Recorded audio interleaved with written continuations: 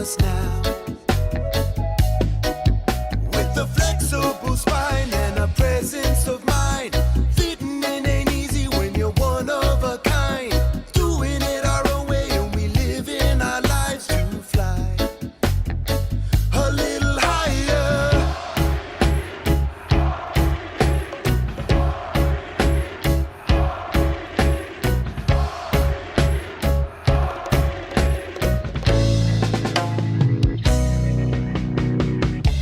A higher elevation comes with time to free up a man, got to free up his mind.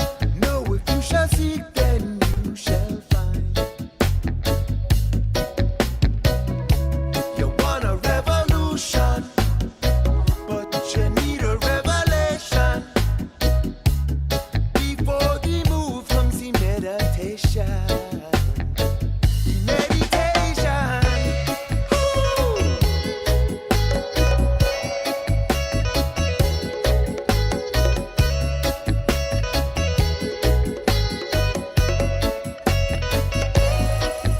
No way, no how, no they can't stop us now. With a flexible spine and a presence of mind, fitting in ain't easy when you're one of a kind. Doing it our own way and we live in our lives to fly a little higher, a little higher, a little higher.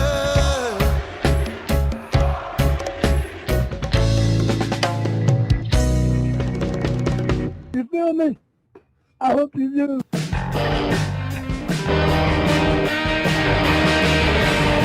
Rob Van Dam! Rob Van Dam! Rob Van Dam!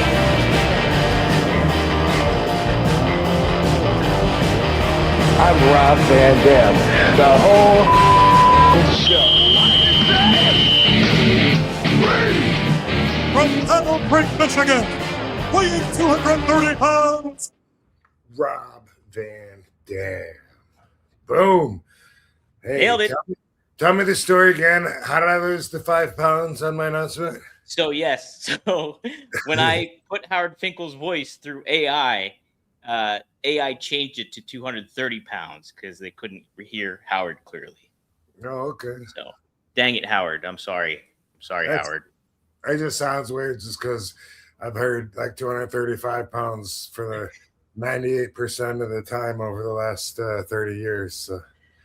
Did you prefer? Was that your actual weight, or were you a little bit more? Were you a little bit less? No, like I could be 5 pounds up or down of that, you know. Yeah, Weighed myself yesterday. I was like 241 at nighttime. When I weigh myself in the morning, like when I first get up, I'm probably 4 or 5 pounds lighter than I am at nighttime, and you know.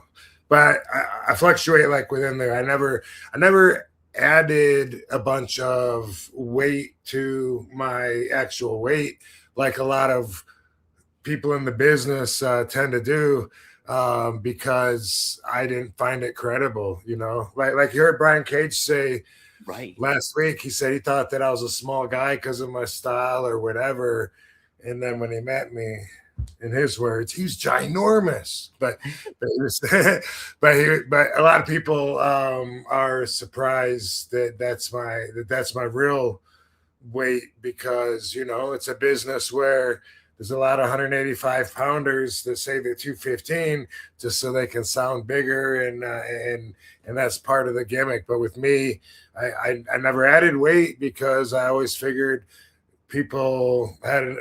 enough people thought that my shoot weight was bullshit. You know, early on, when I cared more and haven't heard everything 1,000 times, I remember defending that, like in USWA when I was just like 20 years old. I remember at that time, I think the weight was 205 or something. And this one dude, I remember at the arena, I was like, "You are not 205." I was like, "Yes, I swear to God. I swear, yes, I am. That's my actual weight. You are not." I just weighed myself. Oh man, I wish we had a scale right here. I could prove it. Like I cared so much, you know what I mean? And this guy was like, "You're like a $185. You're my size. You ain't no, you know." And then after a while, you learn like just whatever, just nod and let people say whatever they want, you know. But yeah, but being legit 235, 240, what am I going to do? Say I'm 260. The 260, 265 pound guys are the guys that are fucking, you know, fucking another level. So anyway, they find out when they pick me up, though. They sure do. Let me ask you this, Rob. When you were like, you know, back in the 90s and stuff like that, when dudes were bigger overall, like everybody, were you considered small by your colleagues, or were you still considered like fuck size? Yeah. Yeah. Oh, fuck yeah, dude. Yeah, the standard has changed so much, you know. So I remember trying to hit that 200-pound mark, and it meant so much to me because I was using that as a standard, you know, thinking like, man, 190 pounds is like, you know, it's all right, it's something, but it ain't like you know, people use that like, man, this dude's 6 foot, 200 pounds of muscle, you know, like that's a standard people use. Just like now they use like, he's beating up a 55-year-old man. What the fuck? You know, like that's just one of those standards that people are used to using and shit. So yeah, when I got in, and then like that summer of 2000, or I'm sorry, let's make that 1990 and 91 91 when I was in USWA. Like yeah, I remember how important that was, and had a complex about it. You know, it took a long time to shake that, but a lot of guys never do shake it. You know, it's like an inside joke, like in the dressing room, you know, you see one of the guys, he just say, "You've been losing weight," and just and you know, and if you're someone that likes ribbing with someone, then you just let it fuck with their head and don't even joke and watch how much that fucks with them and ruins their day, you know. Dude, I wanted to ask you, what's going on? You ain't been working out? You was sick, or okay? Yeah, boy. Oh, you look a little thin. Are you all right? Yeah. Yeah, but you know, that's you're susceptible and vulnerable to that shit when you're young. After that, there's no excuse to like you know, smarten up to it. When you see wrestlers nowadays, and they're obviously like a lot more smaller than you, a good amount of them are. Was that kind of a big adjustment for you in certain ways to kind of work with guys that were smaller in stature than you? And did you get more accustomed to it, I guess, in a different, like, from how the business changed? As long as I can remember that I've been in the business, there was always other guys that were either my weight or even lighter. You know, I started wrestling in All Japan in '93, and they had the junior heavyweight division. All the young boys, you know, there was a bunch of guys there. Shiga, oh my God, what was Shiga, like 160, 165 pounds? I can't imagine. Can't imagine he weighed more than that. He was so skinny, but so ripped. Maybe 100, I don't know. Maybe I'll give him 175 pounds. I think that's what Little Guido said he weighed. ECW, of course, is Little Guido and Spike. Sure. You know, and back to All Japan, Asako, me and Akiyama were about the same size back in the day. And there's just always, you know, I started out, you know, with Dango, but we were definitely looked down upon by the big meatheads. Yeah. Brian Cage mentioned last week too, and I thought this was really sound advice for wrestlers. Was that, hey, you can't control a whole lot in the wrestling business, but you can control how you look in a lot of ways and how you make your body. I wanted to get your thoughts on that. Do you agree with him? And is there anything else that you would kind of add on to what Brian said about maybe certain things you can't control in wrestling for yourself? Well, all you can do is stack the odds in your favor, in my opinion. And then a lot of shit is going to be out of your hands. Like in this business, there's always a baby face that the crowd thinks they know more than the office about why that guy should be pushed more than he is. I was in that position. Fans would be chanting RVD. Everyone had an RVD sign, but someone in the office, thought that they should, not go all the way with me. There's always a guy like that. Daniel Bryan was in that position as well. And there's, Kofi wait, who is the guy that R-Truth, right? They let him go. I don't even know how much R-Truth. Don't even know what's true out of that. But and then the fans were like, no, fuck no, hire him back, and I hired him back. And it's like, so there's always that feeling, but usually it's not a winning fight when the crowd thinks this guy should get pushed more than he is, and it's not a bad position to be in. It's not as good a position to be in as someone that's getting pushed really, really hard by the office. You know what I mean? But a lot of it's politics. And is there something you can do about it? Well, yeah. I mean, you can learn to play those games. Yeah, you could. Yeah. There's always something else you can do to put the odds more in your favor, but there just is no guarantees. There's no guarantees. There's no system that equalizes everybody's position, which, again, in my opinion, I don't think there should be. That's why I've always been confused about the union conversation, because I feel like it evens out a lot of the playing field, which, hey, maybe that is better for everybody, but it's hard for me in the entertainment business to look at the talent subjectively and say, well, this guy's worth this much. This guy over here, he's worth about the same.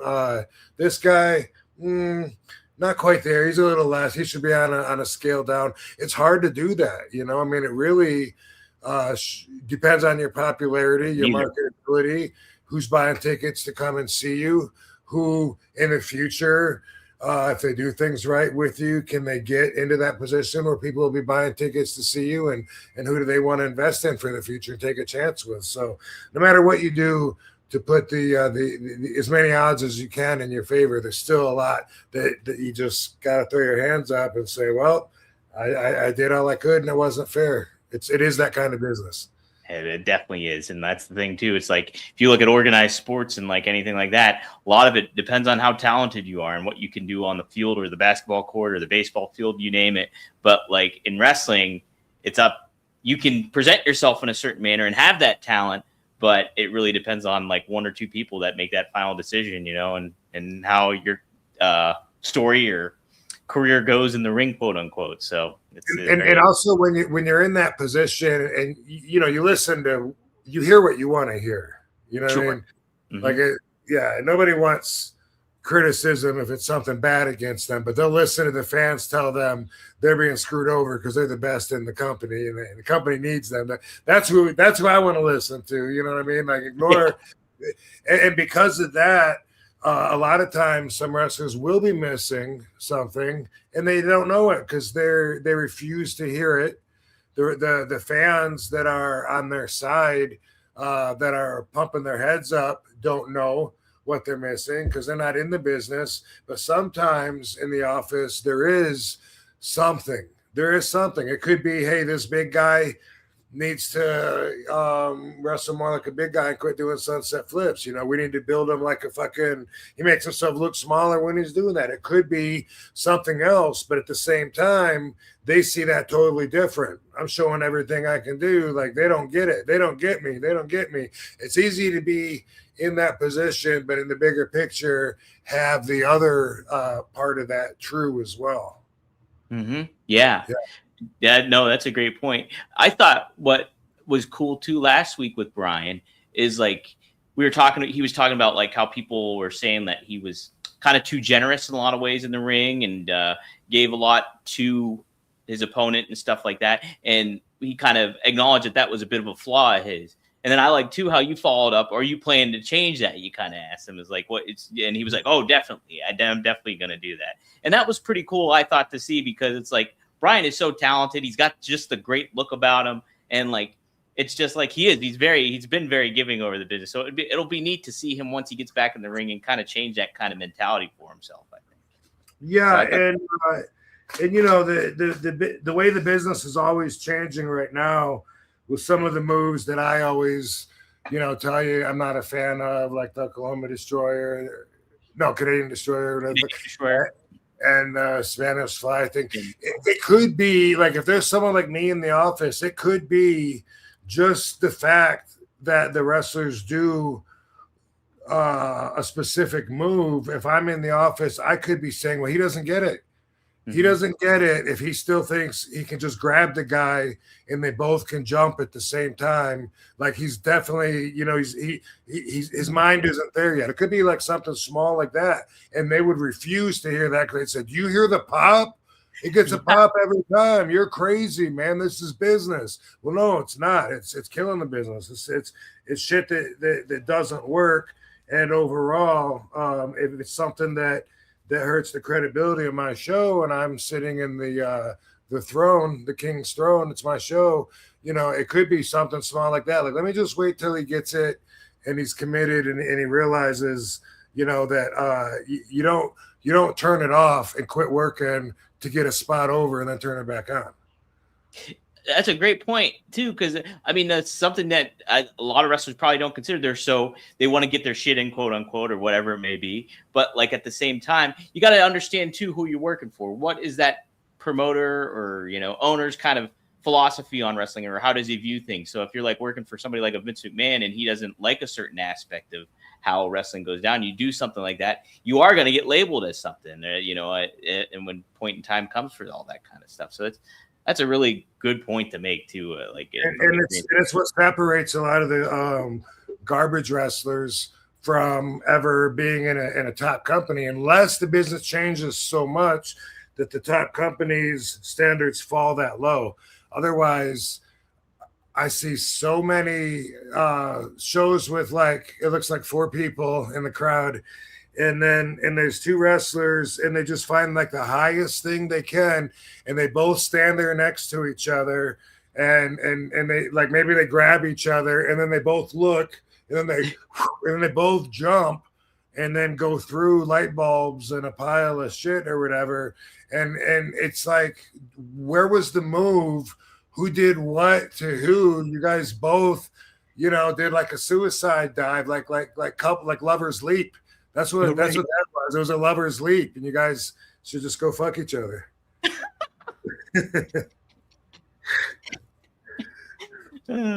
Let's say hi to some folks in the chat here. We got Matty Marijuana in the house. We got Scott's Hugs, new guy in town. Kit Kat 6969. Peyton Elvis in the house. Jem the Dawn. Triple E. Welcome, everybody. Get your questions in if you have them for RVD. The super chat always helps, but I try to keep my eyes peeled for anything else as well. Neo RKS asked you this, RVD. Is RVD going to be featured at in GTA 6? It's because we do the Grand Theft Auto theme. That'd be pretty sweet if you were in GTA, Rob. That would be pretty cool. Yeah. I had something going with the Tiny Green Man, I think it was called, the video game with the little army guys, where I was a downloadable character, and that was pretty cool because they had seemed like it had nothing to do with wrestling. It was just a really random kind of thing, but that was set up with my partners that ended up ripping me off with the CBD company, so it wasn't really worth it. Yeah, wasn't in the grand scheme of it all worth it. No. Yeah. Okay, I wanted to ask you this too. When you were younger, how were you at taking advice from older wrestlers at that time? Were you more receptive to it, or were you a little guarded too in your ways? Like, oh, I know what I'm doing. I kind of have my own, like, how I get. I was probably guarded. Guarded, but you know, Sheik told me, don't listen to anybody else but me. No one knows what the fuck they're talking about. Yeah. So that kind of gave me a license to not listen to people, especially when I didn't want to hear what they had to say, Sure. Like when what they said just did not make sense to me. And, like when I was real young, I remember when I'd be working someone new, a veteran or whatever, and I'd be trying to say the moves that I do, like I do, I do this thing where I jump up and I spin around and then I hit you with a kick and I do a backflip off the top rope, and I'm trying to do this stuff. And a lot of the attitude a lot of times would be like, just listen to me out there, kid.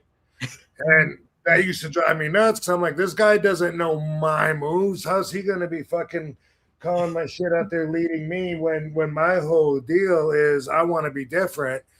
I don't want to be out there just doing the same arm drags and hip tosses that everyone else. For me, it was always about being different, having moves that were original that people hadn't seen. So I had that plus, yeah, I also had my ego telling me, this guy don't know what he's talking about or he's wrong or whatever. But usually, when it was Sheik or Sabu telling me stuff, I think it meant something. And because then, I believed them. They had the credibility, and they were the ones that were teaching me how to become the fine young man I would become. Would you say relying on Sheik and Sabu gave you the confidence to kind of say stuff like that and defend what you were going to do in the ring, like with a veteran? Like if somebody said, would that give you the confidence to kind of push back at some of that stuff and be like, well, I have some moves that I want to do? Or would you kind of sometimes acquiesce and be like, all right, I'll take what you're doing or whatever? How would you handle that? Probably a balance of both, Yeah. I mean, I remember lots of times being frustrated at the business and at pushback that I was getting that I thought was detrimental to me becoming the star and ascending the ranks, that I hoped to.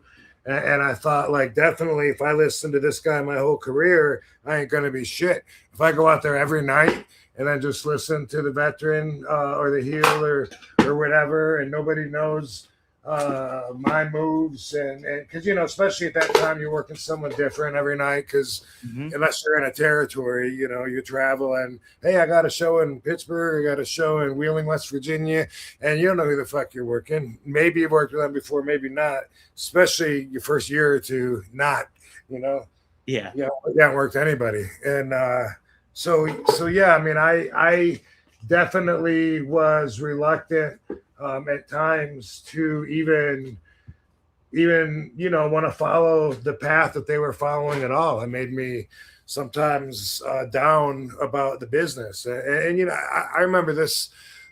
I'll always remember this, but I know I've shared this with you before. But 21st birthday, I'm in Jamaica. First time that I smoked weed was on this trip. But also I was advertising. I was going to have this 2 matches. Maybe it was 3. I don't know. A few nights. We're at the Coney Island Amusement Park in Kingston, Jamaica. And anyway, I'm wrestling this. He's always going to be a prick to me because he's dead now, and he can't really fucking change that first impression I have of him. Sure. So fuck Mark Starr.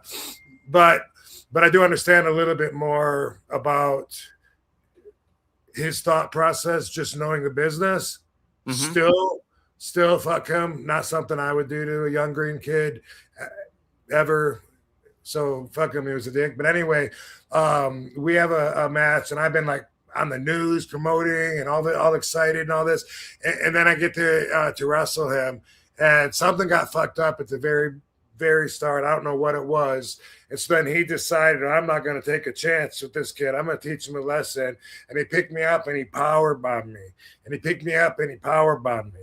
And he picked me up a third time and he power bombed me. And he folded me over and did a shoot cover. 1, 2, 3. It was the quickest match of my career. And I was so bummed and so disappointed.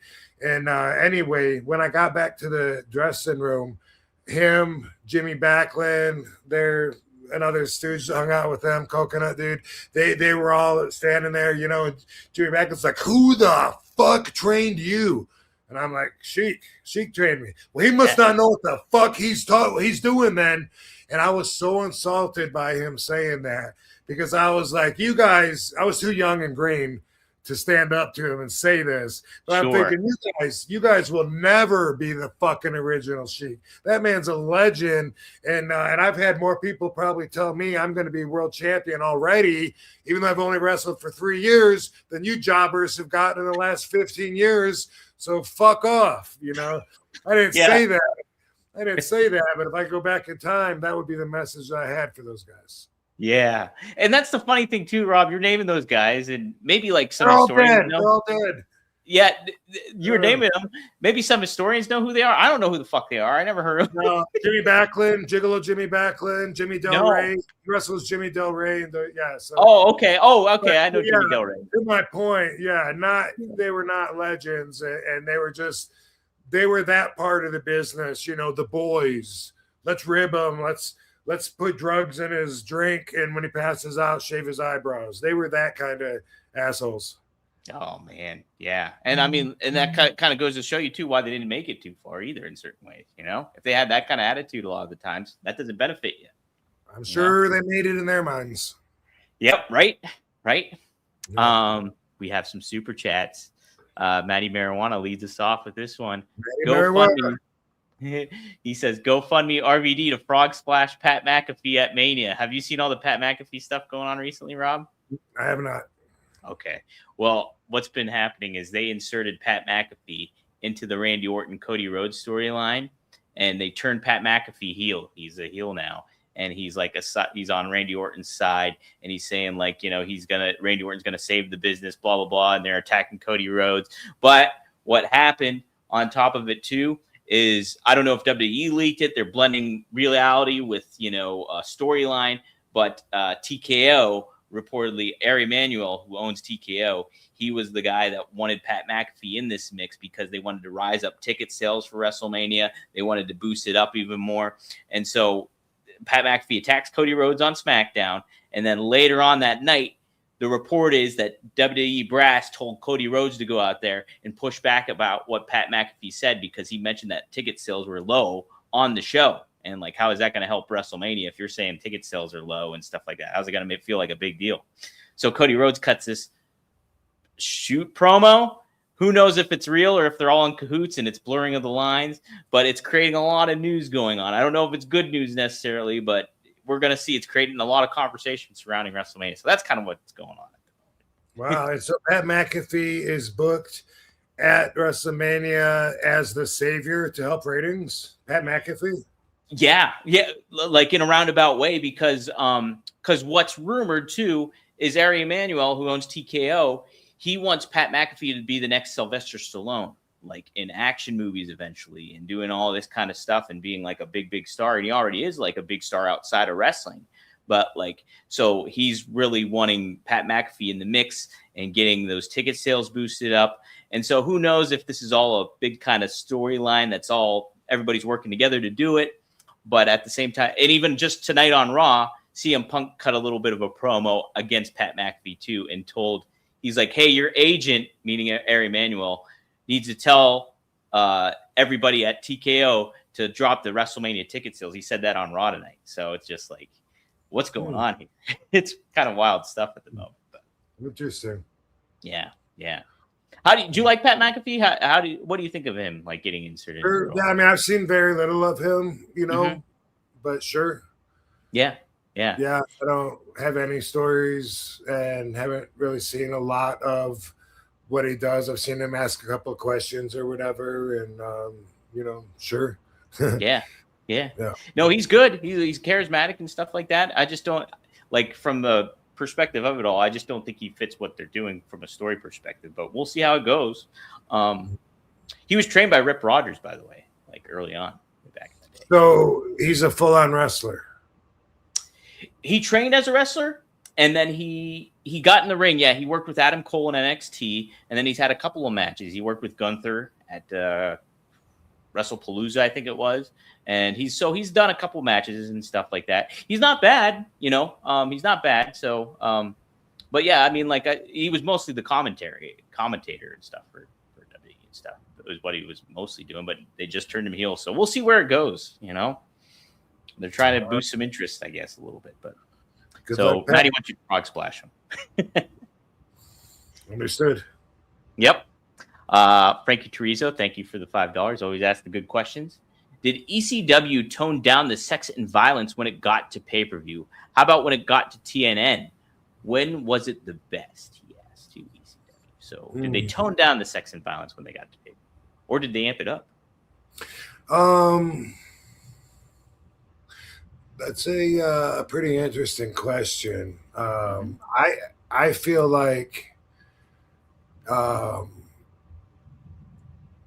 it was kind of the same, you know, but I remember conversations happening around that point, like, would we be able to do as much this and as much that, because it was going to reach a much larger audience. But since it was not free TV and it was pay-per-view, I think that gave us a lot of leeway.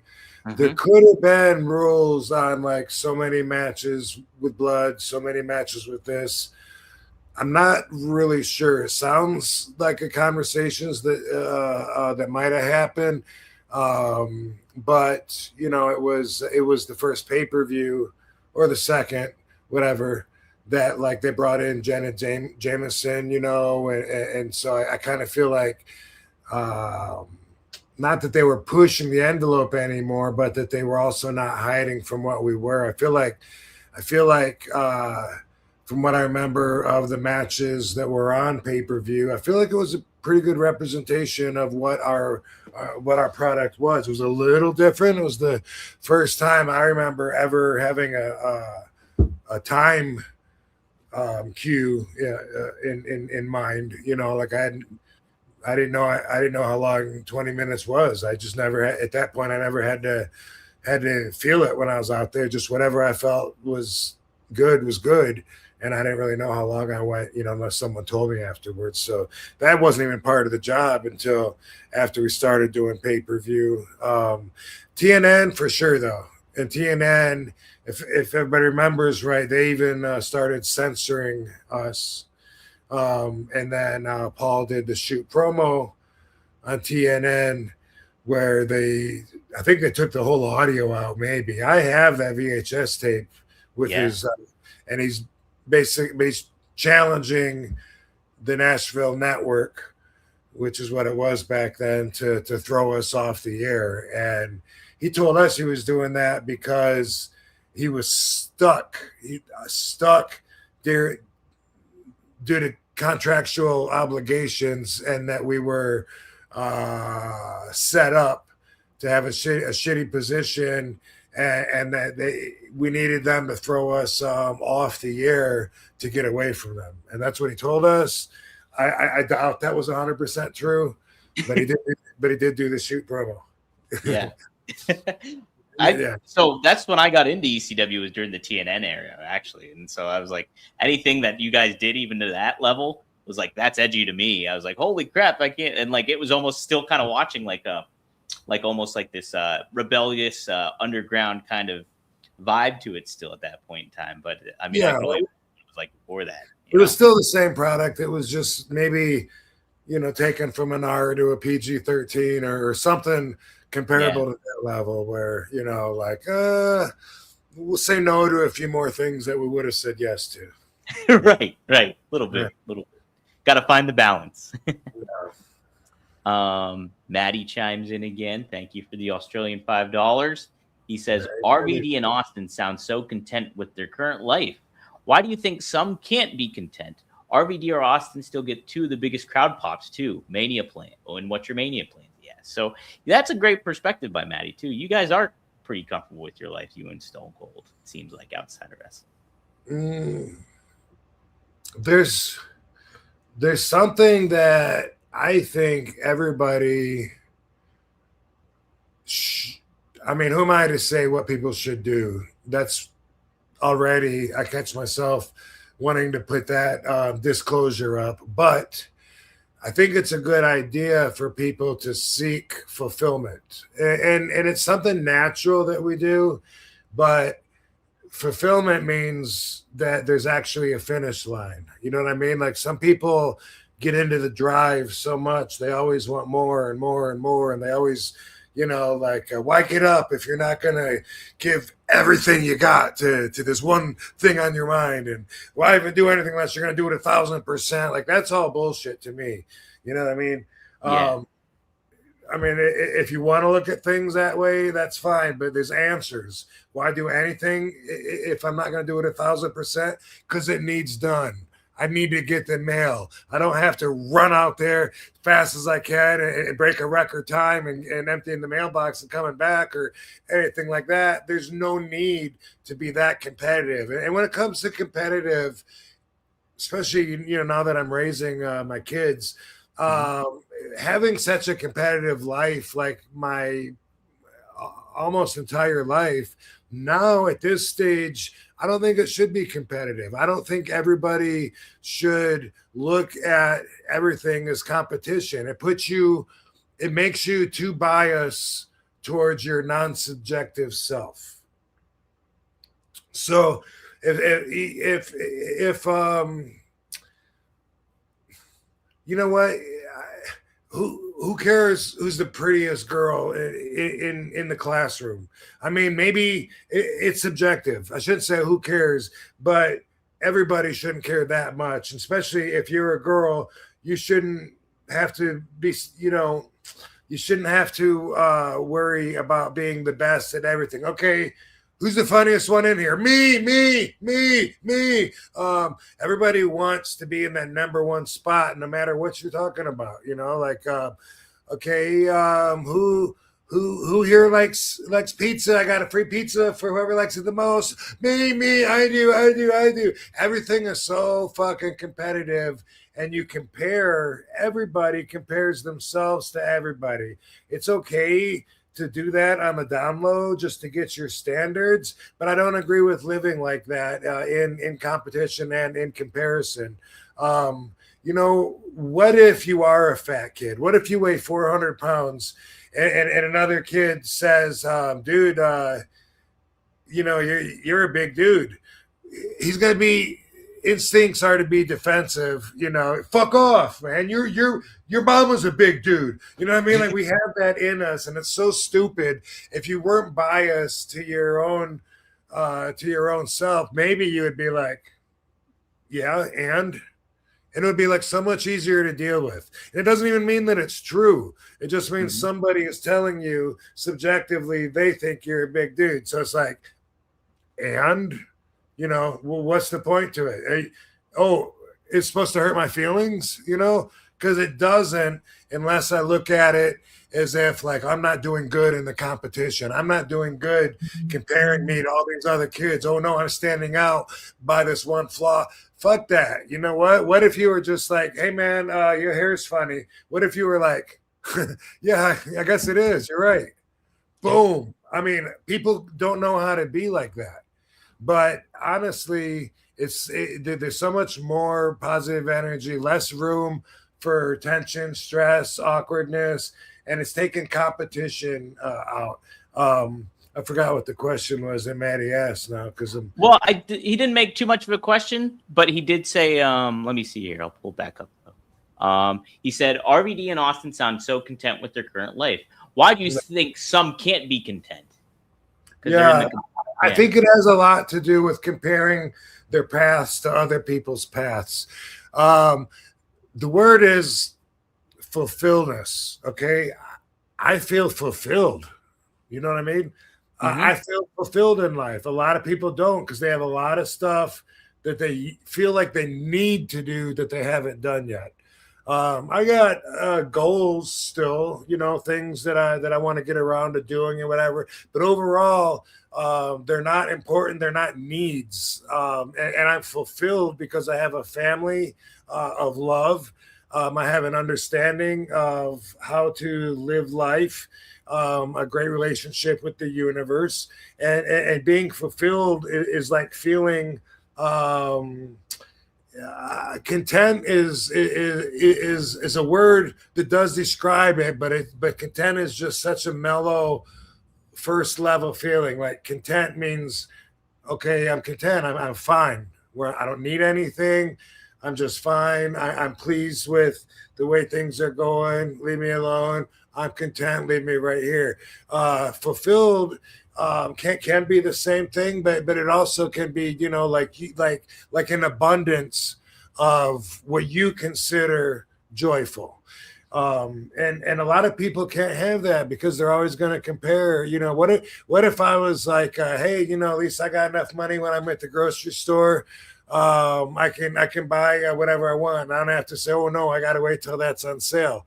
But then again, can I buy big fucking airplanes and boats and have mansions all over the world like a couple of my peers? Well, fuck no. So how can I be fulfilled? That's a way of feeling uncontent, dissatisfied, and feeling like your accomplishments are not worth as much as maybe they could be. It has to do with your own values, your own goals, how you feel about where you're at in life based on those values and goals. And you know, I'm very glad and proud to say that I am very fulfilled. I didn't used to be, you know. It used to be like if somebody called me and wanted someone else's number, you know, like, hey, I want to put Chris Jericho in this movie, man. Can you hook me up and get his number? There'd be part of me that'd be like, fuck, why isn't it me he wants? Yeah. What the fuck am I going to get Chris in the movie for? Does he know I'm an actor? What the fuck, man? Fuck, why isn't that me? Why isn't it me is a way that I used to live that I just don't anymore, because I got to where looking at my own path satisfied me and got me to feeling fulfilled, to where I'm like, that isn't me because it isn't me, you know, that's not meant for me. Or if it comes back around and it is meant to be, then it will be then. But right now, looking at my path and what I've done and what I'm doing and all that, if that is enough to really satisfy your hunger, then you're fulfilled. So yeah, that's a great point too. I think it kind of ties back into what we were talking about earlier too, when it comes to like just being in the business and not being able to control things in the business. I think too, at the same time, like you and Austin have both fulfilled so much as like achieved so much in the ring at that point in time. But the neat thing about you guys is you clearly have outside interests too. At the same time, you don't find fulfillment just in the ring. Like you have stuff with Katie and, you know, the babies now and, you know, other things as well. And then Austin, he likes his cats and he goes out, chills out on his farm with his roosters and all that kind of stuff. And then at the same time, he does racing and stuff. So there's like, you guys find extracurricular fun and engaging activities outside of the ring that don't necessarily tie you to it and make you in that competitive mindset too much anymore. But the funny thing that Maddie brings up too, which I think is great, is you guys still get two of the biggest reactions when you show up.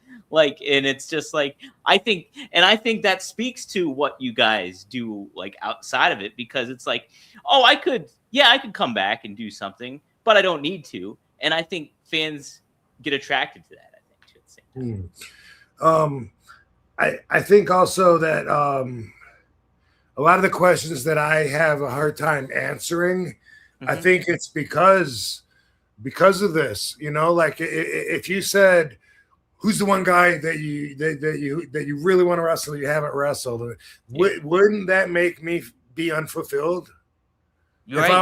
If I was like, you know what, I've done a lot in this business, Dom, but I really, really want to have a fucking tables, ladders, and bear claw match with Jeff Hardy. Like one more time. I really want that. I mean, that would be a very unfulfilled kind of thing to say. And so when people ask me like, who's the guy you never got to wrestle that you want to? I'm like,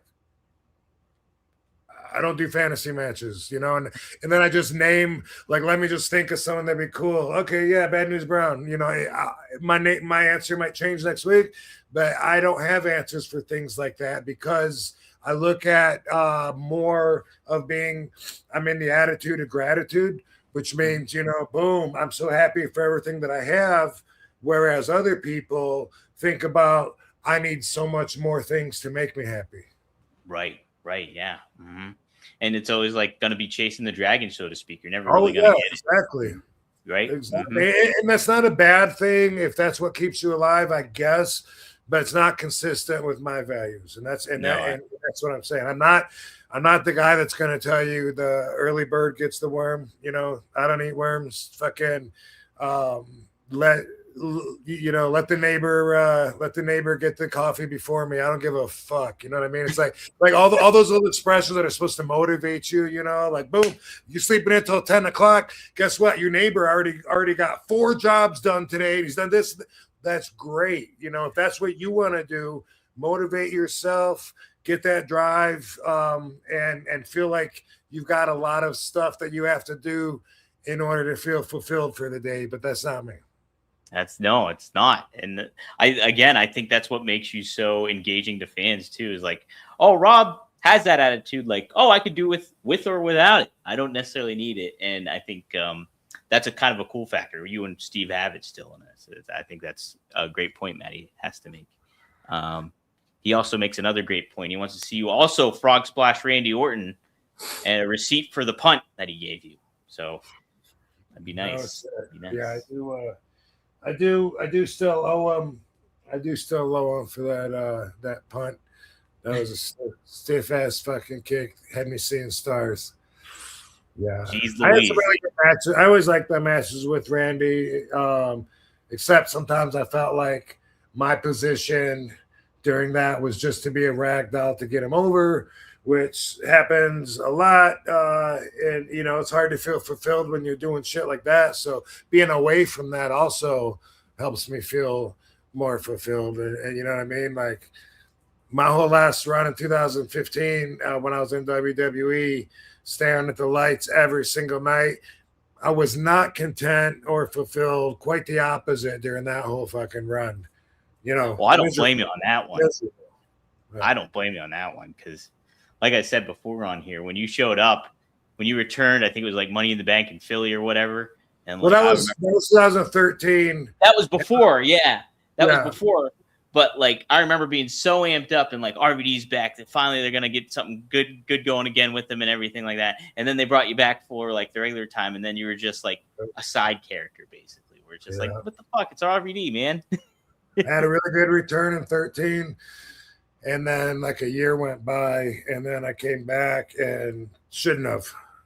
Yeah, but whatever. Yeah, hindsight's 20/20. That's for sure on that one. But he also, Maddie also asks, what are your WrestleMania plans? Well, Maddie, I have them right here for you. This is one of them. Rob is going to be doing this. Will it pop up? There it is. We got it right here. Oop, hold on. Boom. He will be taking on The Demand, RVD, and QT Marshall with Starboard Charlie at High Stakes Las Vegas, April 17th. See if I can remove the frame here so you can get a better look. But check it out, April 17th. 1301 Main Street, South Main Street. Bell time is at 2:30 p.m. Las Vegas time. So be sure to check that out. So that'll be a fun one. But that's one of the several things you'll be doing WrestleMania weekend. Very, very busy week. Yeah. Mm-hmm. I can't believe it's next week already. Isn't it? It's crazy. It's crazy. I better rest up. And then Saturday, I am doing a pre-show watch party thing for the Plaza, and and then Sunday, Oh no, Sunday that thing fell through. Yeah, maybe I'll stop by WrestleMania Sunday. Maybe if I have enough energy after the week. Yeah. Heck yeah. Are you still doing the after party for the Nerd? Is that so going on? Yes, you will be your brother's wrestling at the Nerd Bar, huh? Yes. Mm-hmm. Yep. Have you been there? Have you been to the Nerd Bar? Oh yeah. Uh-huh. Yep. Yeah, we saw Micromania going down there. That was what is he named? The 50 cent guy that he's like, is he a quarter? 25 cents. 25 cent. That makes more sense. He took on the Michael Jackson guy. I remember that one match. That was fun. That was a good time. Those are some characters. Yes. But my brother will be in action. I'll be in his corner. This will be during the Sabu Memorial Block Party. And Marcus, I'm making the announcement now. Marcus will be defending the IWC High Stakes Championship. That'll be on the line as he takes on Rubio. So newcomer What rookie. night is that? That'll be. I think it's not Friday. Wait, it is Friday. It is Friday. No, Same- Thursday. I'm sorry, it's Thursday. Oh. Thursday. Okay. Yep. I'll plug it. Oh shit, I should have plugged it tonight, but I know Sabu's getting a memorial, and I guess this is probably part of it. it is. Mm-hmm. Okay, so do you have the details with the memorial, the monument that's being installed or whatever it is? So I think what Johnny's doing is like a chair setup. I think it is or yeah, I something. think so. But it's going to be permanent, right? Like a statue? It's going to be permanent. Yeah, it's going to be permanent. So I don't know when he's unveiling that, but what I'll do is I'll post that on our social medias and stuff like that, and so people can get an idea. Because Johnny's got a whole itinerary of stuff going down on Thursday and Friday, and then obviously the WrestleMania after party too. So he's got a whole bunch of cool stuff planned. Not only is my brother wrestling, but there'll be other names on bigger names on the card too. I know Brian Cage is taking on Jack Cartwheel one of the nights. Willie Mack, I think, is in action too, if I'm not mistaken. It's going to be a really, really good time. I'm pretty excited. So nice. Yeah, I'm going to try to make it down. And then my after hour party at the Nerd is Sunday night, 4/19. Sunday night. Yeah. Heck yeah. Yeah, I'll definitely be there for that too. I got to tell you something off air too when we're done about that. Kayfabe. Kayfabe. Oh, this is a good question here by Maddie. I like this one. He asked, what would Sheik say about all the celebrities at WrestleMania? Celebrity involvement. You know, I think that he would be happy that they're involved, but not probably part of the match.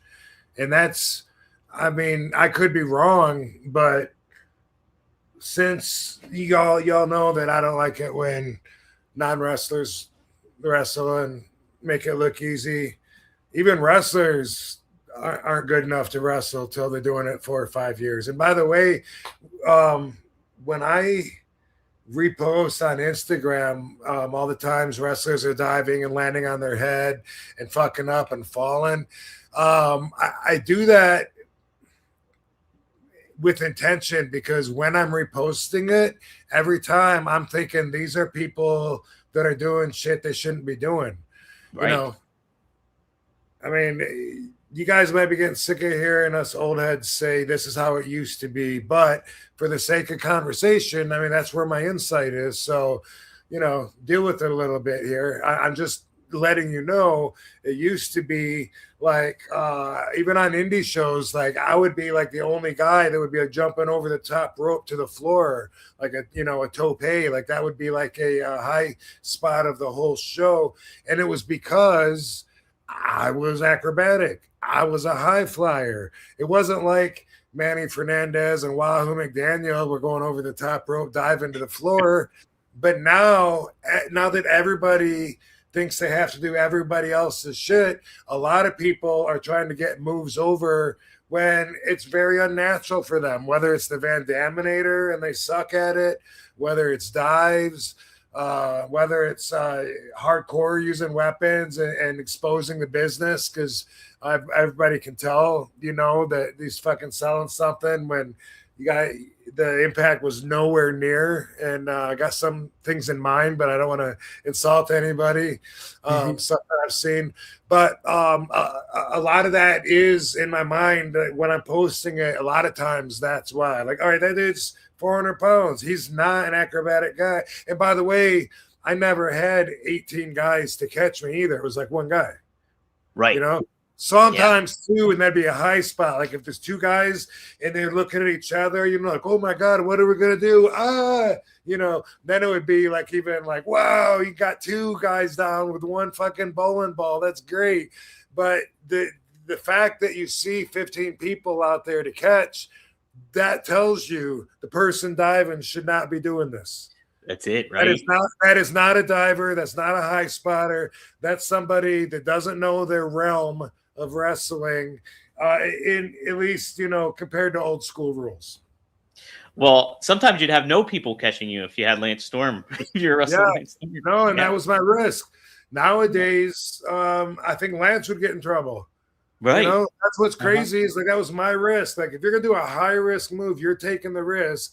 Everyone else would say like, nah, fuck that, Rob. You do that crazy shit yourself. I'm good. And I'd be like, all right, fuck it. And then if I had to eat shit because somebody couldn't catch me because I was a heavy catch at 235 with my big ass going over the top rope, people did not want to catch me because they were one person. And so a lot of people wouldn't catch me and I'd eat shit. And I wouldn't let them know because my ego would be like, well, you know what? Don't sell it. You wanted to do that move. They let you eat shit and now they want you to cry about it. Fuck no. I'm just going to say, oh, I don't know if I got you on that one. Fuck you. You fucking got out of the way, you bitch. But I would take the blame myself and shit now because it's more about choreography and about getting the spots than it is about the mindset of competing through it all. Because of that, nowadays, if somebody caught wrong, they would probably get in trouble afterwards or something, which is the opposite of the way the business has always been the entire time I've been in it. You know what I mean? Like nobody made us do shit. It was us wanting to do exciting shit that made us stand out. And now you got to not do that to stand out. Hey, at least I don't have any tattoos. I'll still stand out as far as that goes. That's it. You're one of the rarities now, Rob. I know. That's what I'm saying. Yeah. This reminded me, I think this was last week. Do you know who Peter Rosenberg is? Okay, he's a baseball player. No, you're thinking of Pete Rose. I know, I'm joking. Oh, okay. I know Pete Rose. Yeah. But no. But okay, so he's on ESPN New York, but he's also kind of like a WWE personality. He's on the pre-shows and stuff like that. But he's grew up a wrestling fan, but he's like big into hip hop and stuff like that. But he does a lot of sports talk radio too. Well, he made this tweet out, and it got a lot of buzz because he's not a wrestler. He saw this. I don't know if you saw that Io skydive where she dove through the ropes and like landed really badly. It was like really bad looking. So this is what he said in response to that, and I want to get your thoughts here, Rob. He says, "This is why I tell whoever I can at Evolve," that's the WWE like under thing that goes on, and even on the main roster, don't bother with these dives. They are all risk, no reward. If you successfully hit a suicide dive in 2026, no one cares. But if you mess it up, you could truly harm yourself. Don't do it. And I kind of agree with him, Rob. And a lot of people push back. Yeah, sounds fair. Like it's gratuitous now. It's it's like obligatory. It doesn't mean anything anymore, especially because there's so many people out there, and because they're just standing there looking at you anyway. They stopped wrestling. So I don't believe you stop the match at any point unless, if someone's injured and you're going to call it and actually say, boom, we're done. Short of that, you don't stop the match to make sure you're in the right spot and think people don't know. And if you're doing it and you just don't care that people know, well, then that's insulting to me. It really is. Just that's your mindset about the business. Right. It's like you're not creating the believability or the reality to that what you want to convey. I take more pride in my work than that. And I'm not perfect. I'm not saying I am, but it's so obvious to me watching how they skip right over so much of the training that puts you in that mindset of, okay, now you're ready to be in front of people. Mm-hmm. Right. A lot of that just gets put to the wayside too. It's crazy. And like, it's funny too, because when I was talking to Jerry Lynn and stuff like that, he was conveying a lot of the same stuff you always tell too in here, like in between the little details and all that stuff. And it's just We'll probably be outdated and it'll just keep changing the way it is, and morph into whatever the fuck it's doing. I don't know. But like I said, along the way, if people get sick of hearing us, talk about the way it used to be, that's I don't think my perspective is going to change. I'm not trying to, well, maybe I am trying to fight it. If there's, I am, part of me doesn't give up thinking it's worth trying to reach these kids, Oh, totally. Right. I think it is. Yeah, I think it is. At least I appreciate it as a fan. I like it. It's funny too. I interviewed Bret Hart like last week, and he mentioned this is nothing to do with like high flying dives or anything, but this got a little bit of buzz online too. Part of the interview was he was talking about his match with Scott Hall, Razor Ramon at Royal Rumble 93. And he was saying like Scott was only a few years in the business. Like he wasn't aware of Scott that much, but he did mention like Scott Hall had the razor's edge. And Brett was like, I'm not going to take that move. He's like, it looks too dangerous because like I'm laying on my back. I don't want to do it, kind of thing like that. Falling and like backwards. Falling backwards and all that stuff. And Brett's like, I'm not going to do that. And he said at the time too, Vince kind of gave him the go ahead because he was the champion and he was like the next big guy. He has authority to kind of dictate what goes on in the matches and stuff like that. And Brett was like, and I was still kind of getting used to that at that point too. So he was like, this was like kind of a fresh start. And he talked about working with Ric Flair right before that too. And so he happened to say, I'm not going to do that. Well, him and Scott, like, he could tell Scott was a little miffed about it at that point and stuff, but they had a great match. I thought it was. And then later on, Brett managed to say like me and Scott then kind of saw eye to eye on a lot of things and we got along and like we had a better match. We had a good match too at King of the Ring and like a whole lot of buzz got it because they said, oh, Brett's bitter. He doesn't want to take Scott Hall's move. And like, sure, he's always, and I'm like, that was not the case at all. Brett was just kind of dictating, like telling him what was going on. And he was really reflective about it. But like it made me think about too, like, did you have a lot of opportunities too where you'd be like, I'm not going to take that and stuff like that? Or would you just be like, I will take that because I'm capable of taking it? Because you mentioned before too, Rob, I remember you said like the dream match of you and Bret Hart happening, you'd be like, you'd be afraid, you'd be too stiff with them and stuff like that. It would be kind of more of a different kind of vibe between you and Bret maybe working in the ring together. Maybe because I've heard him brag that he says he's never hurt anybody in the ring. Mm-hmm. And you know, I don't have those bragging rights, and I, used to hearing people say that I'm on the snugger side. So I just wonder if my style would insult him. You know, that would be something in my mind. But I'm sure the match would be great, and it's not. I shouldn't be afraid, that I would like bust him open or anything like that. But sometimes it does happen, and sometimes there's only like a tiny little half an inch between something making contact and being really solid and awesome and being just a little bit too much and knocking somebody out. That would suck to be the only guy to ever knock the Hitman out or something like that. A one-man gang, when I wrestled him, he said he'd been wrestling 12 years at that point, which is that right? Because maybe this would have been like 97, 98. So could he have started like in 84, 86? One-man gang. I'll check it out. I remember him saying, I've been wrestling 12 years. I ain't never broke a bone. I ain't never been knocked out. I wrestled you one time. I got both of them. Wow, Rob. So according to Wikipedia, it says he started in 1977. Yeah, that's why 12 years don't make sense. That's why, like, as soon as I said that, I'm like, ain't no way, because 22 years. Yeah. Anyway.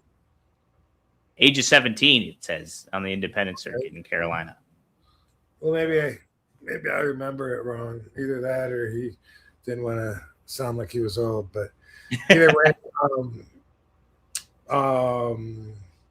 but back to Maddie's question, I think, like at WrestleMania, it was a big deal. Cyndi Lauper was there, and maybe James Brown, and like some. It really mixed. It mixed the community together. It made wrestling seem more like part of the overall culture, and it was cool. But it's not like Liberace like did a run in and fucking jumped off the top rope and hit somebody with something. Fucking did a Spanish fly. Yeah, I kind of feel like Sheik would have been consistent with my thoughts, that like what we do is not easy and it doesn't get the credit it deserves anyway. Why fake it to make it look like it's even easier than it is by working around people that aren't wrestlers or athletes or couldn't even survive taking bumps 2 days in a row, but then go ahead and give them their day and bring wrestling down to the level of where everybody feels like they can do it. That's how I see it. Yeah. And so, and I'm kind of with you too in a lot of ways, because I mean, I think too, a different way to look at it is like, that was back in like 1984. And so you look at today's world, everybody has their own avenue they can go down. And there's plenty of avenues because you have so much accessibility, and you can go, if I'm interested in comic books, I can just strictly look at comic book stuff. Or if I want to go watch video games, people play video games, I can do that. So everything is so segmented. So you bring in these celebrities, they might be a big deal, but are they as big of a deal as Mr. T was back in 1984 is kind of what my question was.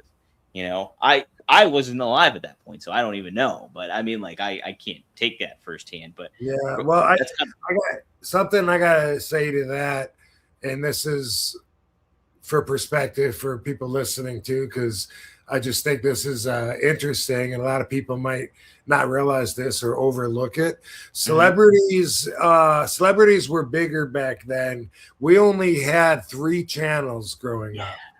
Now, not only do we have 5,000 different channels, but we got all the social media. We got celebrities that have never been on TV. They just have millions of followers. They're influencers, so they're celebrities in their own mind. You know, YouTube, famous, whatever. But like growing up, we had 3 channels, and then we got a 4th one, which was Fox. It was ABC, NBC, UHF. And that was all we got. So everybody watched MASH. Everybody watched Alice. You know, it was like we all had to watch the same things. And so those celebrities really were a part of all of our lives. We didn't have as much to choose from. And so the day of, and if you go way back, like say to the 20s, you know, when they just started, you know, putting sound in movies and you could hear voices of the actor. Talkies! Yeah. All that shit. If you think about like how fucking famous they were like gods as far as like the recognizability. You know, everybody watched movies. You didn't have shit to do in your house, you know, way back then. So going to the movies was like you know, an alternative to killing yourself. But yeah, but so anyway, you know, as time goes on, there's more and more and more, and so it doesn't mean as much. I think, you know, like if Liberace carried a chair down and threw the chair in, and the wrestler caught the chair or something, that's great. But yeah, you know, to make it look, I mean, it's disrespectful to what we do, and there's no other way that I can see it except that in the day of, you know, fuck kayfabe, I get where everything seems to be just for a pop now, and they sacrifice a lot of the integrity that used to be there. So I do see that, and I do want to add, I did see Jelly Roll wrestle. Yes. And, you watched it? I did watch that. Yeah, I caught that. He did good. Yeah. He did good. Yeah. But people that are watching that are like, that think he did just as good as another wrestler, no. He did great, you know, passable, definitely. But even Shano, as many matches as Shano has, if you talk to a wrestler that's actually wrestled Shano, he's not going to tell you it was like wrestling another wrestler that was seasoned, and it, you know, it was more like a celebrity that had been in a few matches, and it really does make a big difference on the inside. So now it's like in order to get this whole idea over, it's like you have to overact like it's faker than it really is, and that's what's hard to wrap my head around. When I think about all the times, you know, that I got my ass beat in the ring when I was younger, or times, that things got a little ugly in the ring, or just stiff, or the competition, being in there with people, and we know, like, behind the scenes there's something else much deeper is going on. I think about all that shit and the solid fucking blows that came as a result of it, and I think how all of that is being completely ignored just so we can say, you guys are right, we're all just playing. We're just playing. Yeah. No, I think there's certainly a balance. Like, yeah, if Liberace's throwing a chair in the ring, no big deal. And it's one thing if, like, somebody gets knocked down by Muhammad Ali instead of, say, Machine Gun Kelly or something like that. You know what I mean? It's just like there's a little bit of a distinction, and you can certainly do things like somebody like a Logan Paul. He looks the part. Sure, he's a YouTube influencer, but he's like an athlete, and he's kind of shown he's capable of doing a lot of great stuff in the ring too at the same time. But what? Yeah, here's a thought that just hit my head. You remember me telling you the story about the black carts? They came to Japan. They got so much heat with everybody, and Stan Hansen decided to give them a receipt in the ring because they had so much heat. And he had a chair, and he busted both of them open one at a time. And like they had the black nylon mask pull over their head, but it looked like someone smashed like a can of tomato paste or tomato juice. It was just like the big red spot. They both afterwards were like making up to Stan after thanking him for the match, saying that I apologize. I know I got out of hand. Imagine, compare that, if you will, to the Rampage's son incident, where everybody was mad because he got revenge on the guy, not at that moment, but later on in the ring when he trusted him. Isn't that a similar? Is it different, or is that the same thing? I mean, Stu hit what's his face, Rampage Jr. Raja. Boom. Yeah. Raja hit him, boom. And I've always said, you're getting tested. You go in the dressing room, you don't know people, and they hit you like that. Fucking knock them out, but knock them out right then. And most people agree with that, or they just say, but they're both wrestlers. It should be okay if he hits you. He didn't hit him that hard, dude. It was a prop can. None of that matters. None of that matters in real life. He could have had a fucking stuffed animal in his hand and just popped it on the dude's head. And if you don't know someone and they do that, doesn't matter if you're on the sidewalk or in the dressing room. If you're being tested, you have a choice. Are you going to say, fuck you, I'm not the one? Or are you going to say, what did you do? And that's your choice. But a lot of people that agreed with if Raja would have just decked him right there, would have been okay. What if he would have almost killed him? Don't know. But later on, because so much time had passed, and they think that they made up, which, again, I saw not that, but a conditional apology as long as he got to get him back. Right. But then the timing, we all agree, he shouldn't have waited until later and then shouldn't have gone as far as what he did. Shouldn't have. Well, whatever. It was his choice. What if he wanted to kill him? But I'm just thinking, and this thing happened up with Stan, and that's old school. You know what I mean? Somebody gets heat. Bob Holly and Renee, right? Boom. Did Bob Holly kick Renee's ass as soon as he saw him, as soon as he found out about the ticket that allegedly was on the windshield? No, he waited until they got in the ring and worked and then beat the shit out of him. That's how come that doesn't get the same kind of heat and attention, because it's old school rules. It's a inner sanctum teaching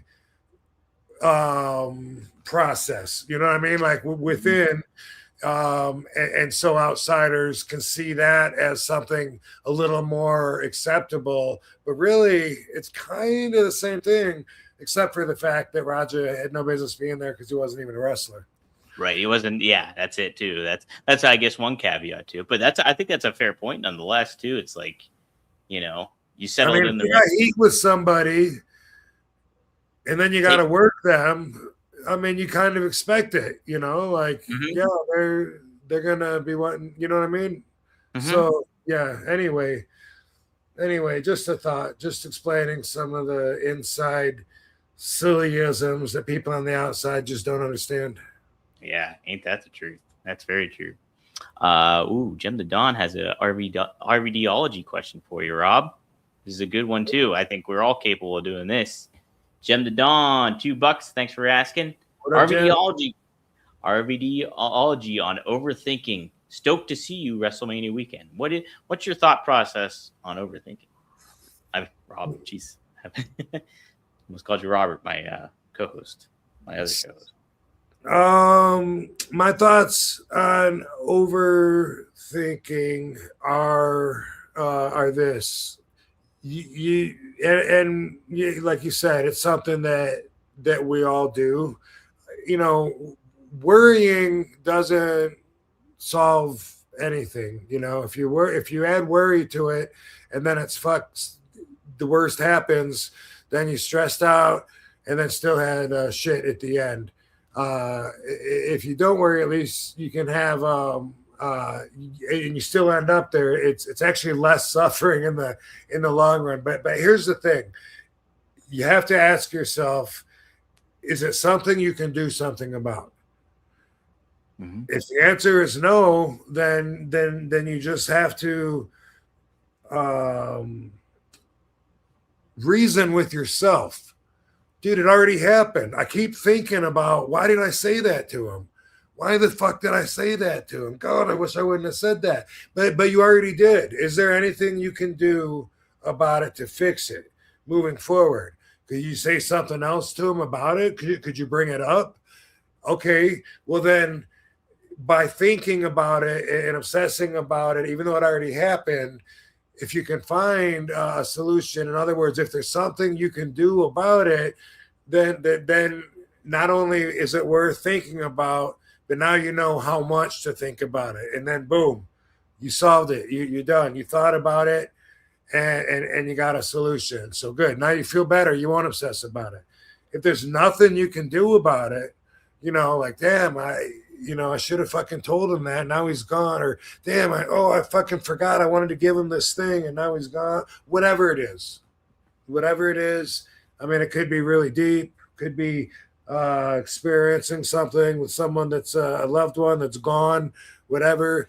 If you are overthinking about it and there's absolutely nothing you can do about it, then you just have to reason with yourself. Hey, am I reasonable? It may not be easy to let go, and I won't let it go. What I'll do is I'll recategorize it.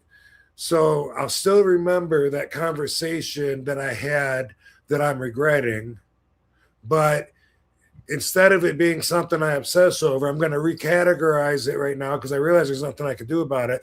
I'm going to categorize it as just a bad memory that I learned from. And then boom, automatically I won't be thinking about it as much anymore. Unless you have exceptional problems, that shit works for me right there. Is it something I can do something about or not? As long as the answer is yes, you're not done thinking about it then, If you're, God, should I get the car or should I not? Fuck. Well, you got to make up your mind. You got some unfinished business. You don't know. You got to find that answer. And then if no, okay. But then if afterwards you're like, man, I can't think and maybe I should have done it. Fuck. Well, can you still get it? No, then fuck off. Let it go. You got to let it go. If there's nothing you can do about it. If there is something you can do about it, then think about it enough. Decide if you're going to do something about it. If you are, what? If you do, you'll quit thinking about it. If you recategorize it as just something to learn from, but it's part of the past and it's something that that you cannot change now. All you can do is keep it as a lesson learned. That will help you quit obsessing about it as well. That's some great points. I like the aspect too where you recategorize it. If you can't do anything about it, then think about it in a different manner, and then, okay, that's how it is. I know I'm diagnosed with obsessive compulsive disorder, and I legitimately obsess over things. I overthink everything a lot of the times.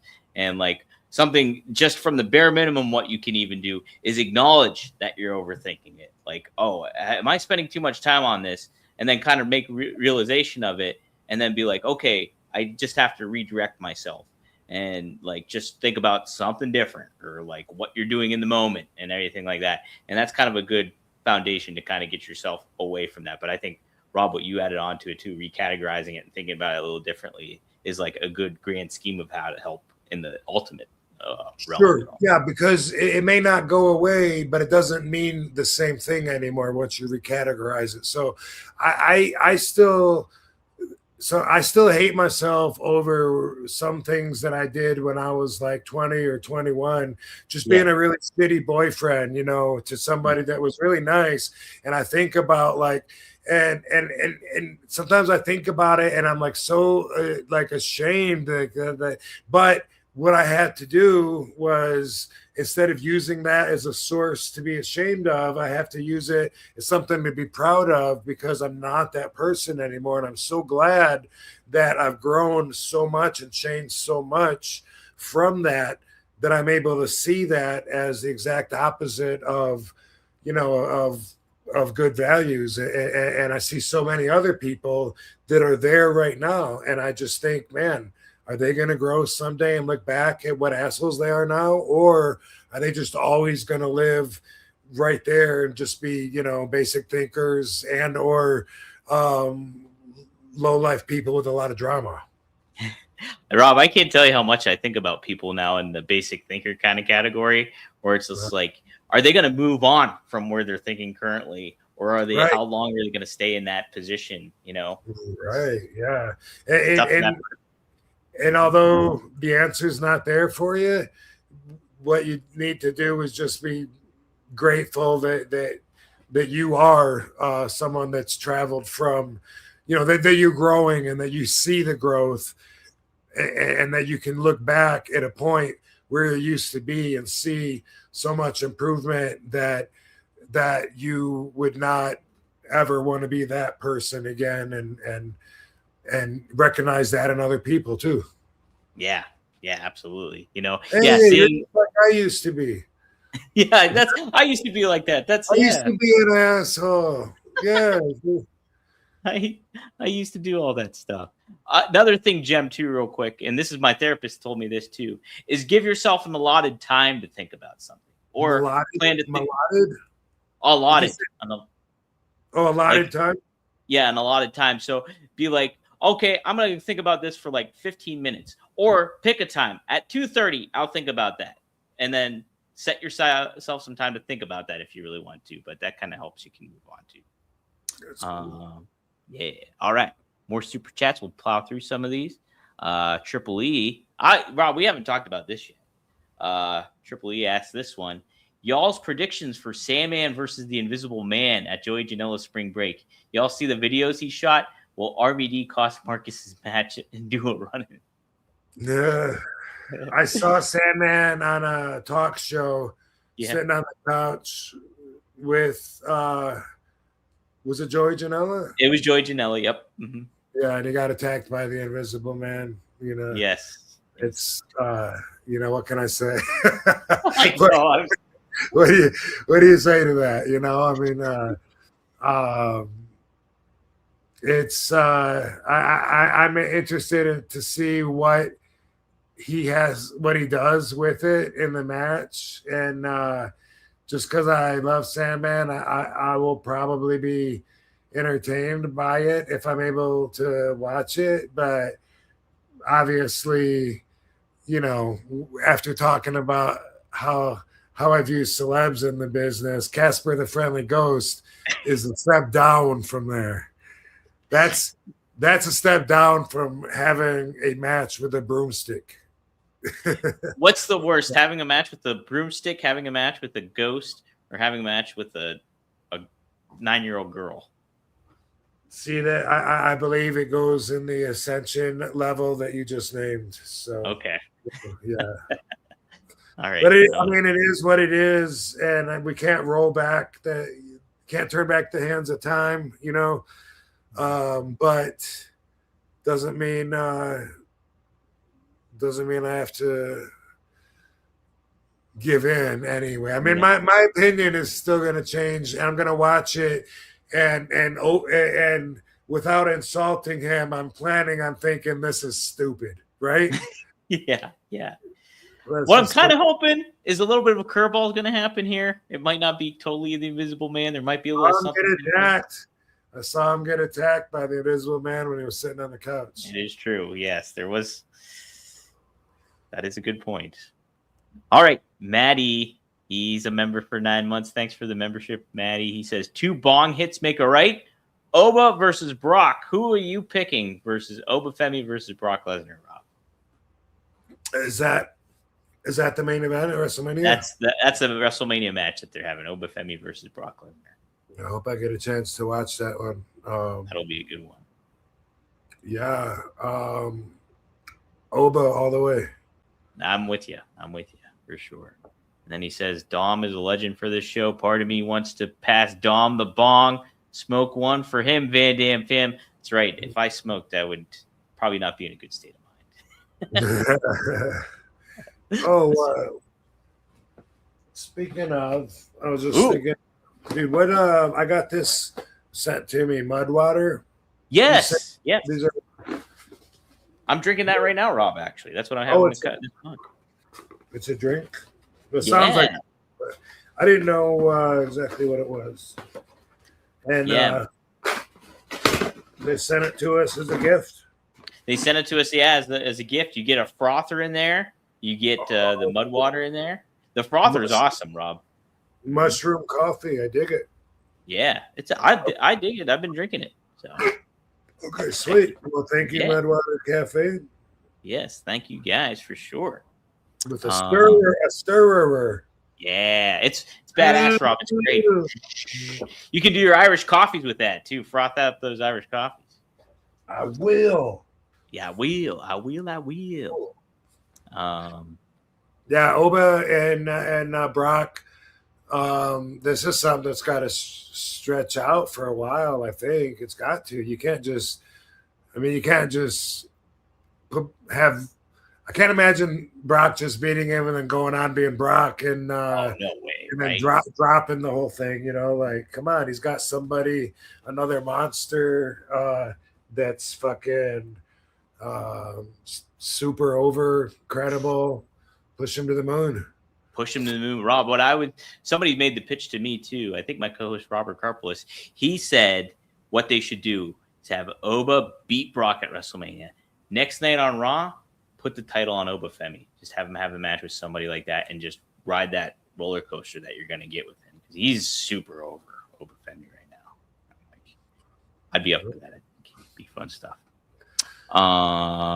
Frankie Terrizzo, thank you for the $5. Maybe Rob has some insight or RVDology. If I knew everybody was going to get tattoos, I never would have got mine. And now I'm stuck with these stupid things. Yeah, dude, that's one of those things where, like, can you do anything about it? I don't think so. I mean, get him covered up, get him made into other tattoos. Yeah, I think when you get a tattoo, like, you kind of have in mind it's a permanent decision, right? Oh, for sure. Yeah. I only got 3 on me, and they all mean something to me. And so I knew if I'm going to get this on my body for the rest of my life, I have to be comfortable with it. So yeah, it's I think it is what it is. So find another way to stand out. That's it. All right, some more super chats. I don't know what this is, Maddie. Maybe you can decipher this. Thoughts on Sadguru? Do you know who Sadguru is? No, Sadguru. I don't know what that. Sorry, Maddie. If you can give a little bit more clarification to that.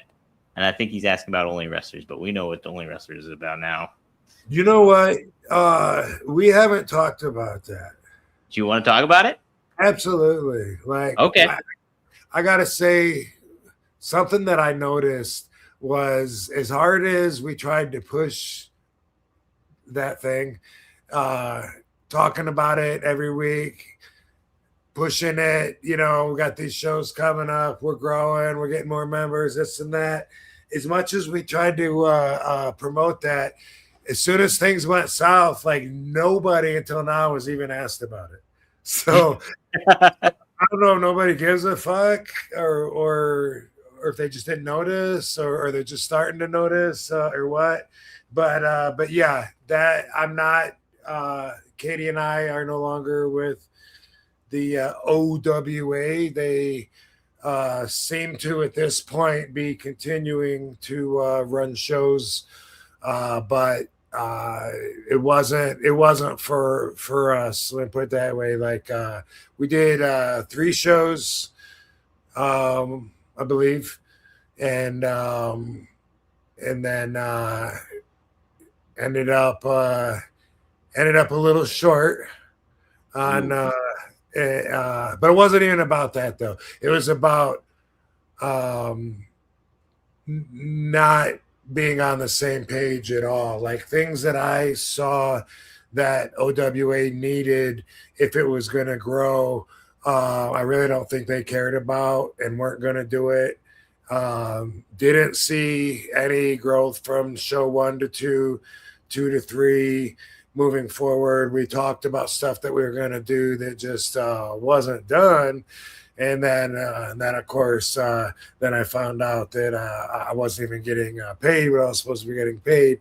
And so I just haven't talked about it because it's not like Bobby Fulton where he's one of the worst people that are in the business and is out to con everybody till the day he dies. It's not like that where I felt, like I got a message for everybody and for Bobby. It ain't like that. And it's, if they keep going, wish him well, whatever, no super hard feelings, but it just wasn't working out. And so thank you for asking. But, from this point on, don't look at OWA as if you're supporting me or Katie. Although it was my idea originally, run free with it. I don't think they plan on doing much except for running little indie shows so they can be on the road. Interesting. Yeah, I don't know. It's like it seemed like such a cool concept and like getting fans engaged into it. But yeah, to your point, like after like you kind of left, it's just like, and that was funny because like they were coming to Pittsburgh and I was like, oh, and I didn't know that you guys were done with it. I was like, hey, they're coming to Pittsburgh, and you're like, whatever. So no. I think it's been since at least May of 25. So that's a long time ago. I think that was the last show that I was at, if I'm not mistaken. Wow. Okay. Yeah, you might be right then. Yeah. Somewhere around there anyway. But it's been that long, and it's sort of like it goes under, like people don't mention it or whatever. But yeah, happy to Van Dam fam. You guys know I want you guys to have the actual insight, and so y'all need to know that. And really like no hard feelings or anything like that. You feel me? I hope you do. Enjoy. Yeah, I want to add that if we can add that, but I don't know how because we got this now at the beginning. But at the beginning, after our music at the beginning, I kind of feel like it should end with enjoy. Do you have that sound clip somewhere? No, so it wouldn't be real. It wouldn't be real. Yeah. Okay. Do you want to just say it right now and I'll clip it up? I told Katie, she said the same thing. You don't have that on. You don't have him doing it though. It's only you doing it. It's only you doing it. But that's true. Maybe he'll take me out for another porterhouse sometime. Yeah, another porterhouse. Maddie adds this. How much did Dom enjoy seeing Marcus get yeeted by Oba? I enjoyed it. I really wanted Marcus to get F5 though by Brock Lesnar. That's what I really wanted to see. And so when Brock pulled that one guy in and gave him an F5, I was like, damn it, that should have been Marcus. Where did Oba come from? Do you know his backstory? So I think he's Nigerian originally, but he was he's been in NXT he was in NXT for a pretty long amount of time. But man, Okay. like, that guy has such a presence. Like his voice is really good, and like I think like how he handles himself on the microphone is really good. I mean, like he's a big time star moving forward. I'm pretty excited to see what they do with him. But I yeah, thought, yeah, like when everyone was talking about him, I thought he looked familiar, like he'd been around for a minute, but then I wasn't sure because it's like he's got the hype of like a new sensation or something. And I saw somewhere somebody, I don't think I read or listened to it. It might have just been a headline, but I saw something where somebody said that he had a strength advantage on Brock. That's why I asked where he came from, because I didn't know if he was like Mark Henry, like an Olympic weightlifter. yeah, I don't know about I don't know his like backstory outside of wrestling. Okay. But I mean, I wouldn't be surprised if he was something to that effect. Let me see here real quick. Oh, get this, Rob. He was a former shot putter. So there we go. Born in Lagos. Oh my God. He was born in 1998, Rob. Can you believe that? He's only 27. Yeah. Wow. How about that? Wow. Oh man, people want the RVDologies tonight here, Rob. First off, Tom V gives us 279 Canadian, and then he gives us another 279 Canadian. He says, "How do you trust your gut under pressure?" And it's his birthday. Happy birthday, Tom. Happy birthday, Tom. Yeah, How do you trust your gut under pressure? that's a good question. I'm trying to think of an example under pressure. You have to go with well, I look at it like gut is instinctive, and as I talked about last week, RVD is not an impulsive person. So even if I just have a moment to make a decision, like my gut will instinctively tell me what to do, but I still have to consider before I will commit. Have to. You have to consider the consequences. You know what I mean? Like, am I going to go left or right? Fuck. You know, I think I want to go left. You know, but then I have to imagine, okay, if I do go left and then I go down that way, I'm not going to be able to go that way at that point. Am I going to be okay with it? Yeah, fuck it. Let's do it. Like, even in a split second, I have to second guess everything. So I have instinct, throwing out there the idea, trying to run it by the administration to get it passed. But then I have to have common sense take a look at it real quick before they put the stamp on it and say, boom, this is the action to do. Have to. I mean, sometimes, you know, someone's swinging at you, you have to just duck, and that's reflexive, and that's kind of like a different thing. But when it's like, when you got time to use your brain, and, you know, like, man, I usually regret when I don't go with my gut. But I sure do feel a lot better when I second guess it, and then I get 2 layers of affirmation that it's the right thing to do. So I second guess everything. I'm not impulsive. I'm not a person that's spontaneous. You know, people that just automatically like, boom, I bought a dog today. Are you going to take care of it? Oh, you know, like that. Those people do not think about the consequences. That's by definition what an impulsive person is. They act without considering the consequences. I don't do that. So even when, you know, I trust my gut, and I do usually regret if I go against it, which is rare, but, you know, sometimes your gut is biased because you want it to tell you a certain thing. So you're kind of convincing yourself that your gut is saying something sometimes that it might not actually be, you know, just because you're like, oh, no, I think I think I should go with this choice. And you feel like it's your gut telling you that, but really you're already biased and you want that to be the right one. So you have to be able to really connect and listen and let your gut lead without thinking about it. And then as the second step, put the thought to it. Pass, go. I like it. My huge issue, Rob, since I have OCD, I legitimately am I just doubting myself or am I questioning myself too much? And then it's like, is this my OCD coming into play or is this my gut? And so it adds another layer of like indecisiveness or what should I do in that moment? Stuff like that. Yeah. So, Yeah. Well, that's a disorder. But it's probably one that a lot of people can relate to, you know? Yeah. I mean, I have gotten myself worked up over that, just overthinking. I have been there. That's not where I'm normally at, and it was very stressful. And I started thinking man, I needed to talk to pros because I would overthink everything so many times that I would second guess my first and strongest choice. Because I would question it to death until there's plenty of reason to doubt it,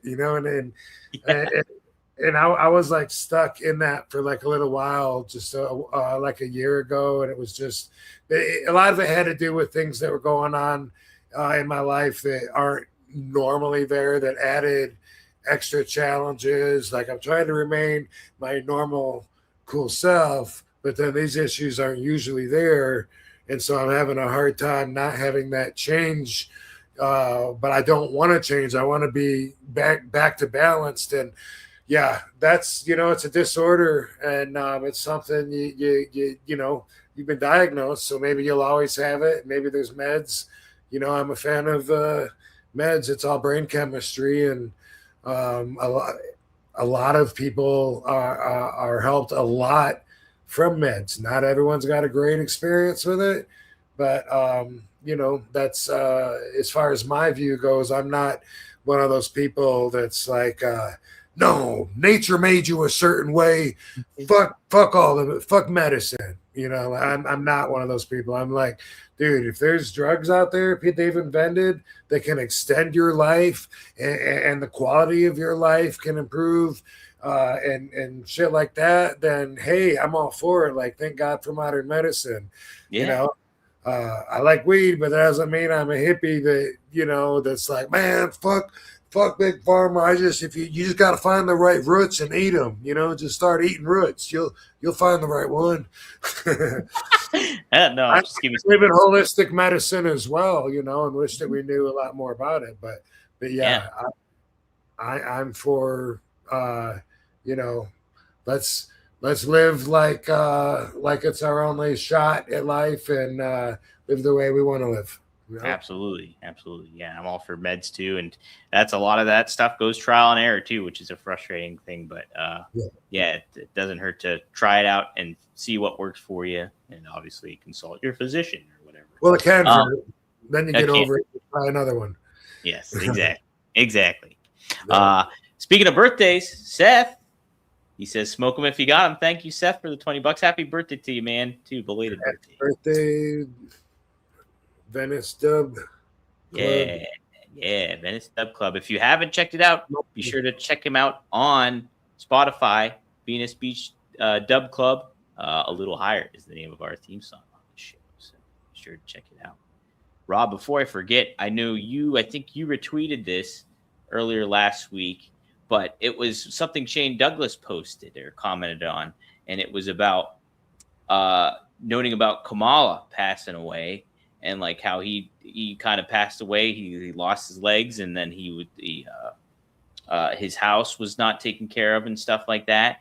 And he was the business should take care of those wrestlers and aspects like that. Do you remember sharing that out and stuff like that? Do you remember what I'm talking about? Yeah.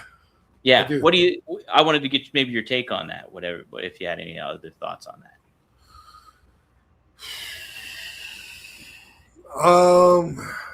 Man, in a perfect world, I guess the legends would be taken care of as an independent contractor.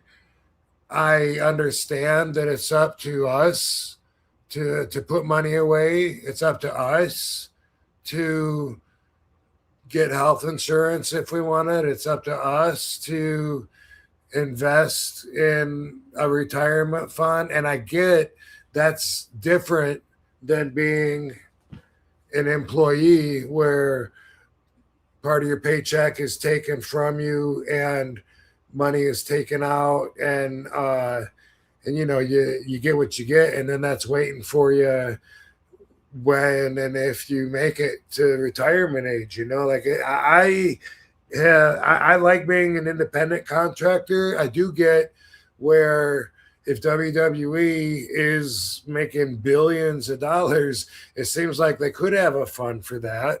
It brings up a lot of questions, I think. Questions that could be worked out, I'm sure, but ones that I'll share, like where do you draw the line?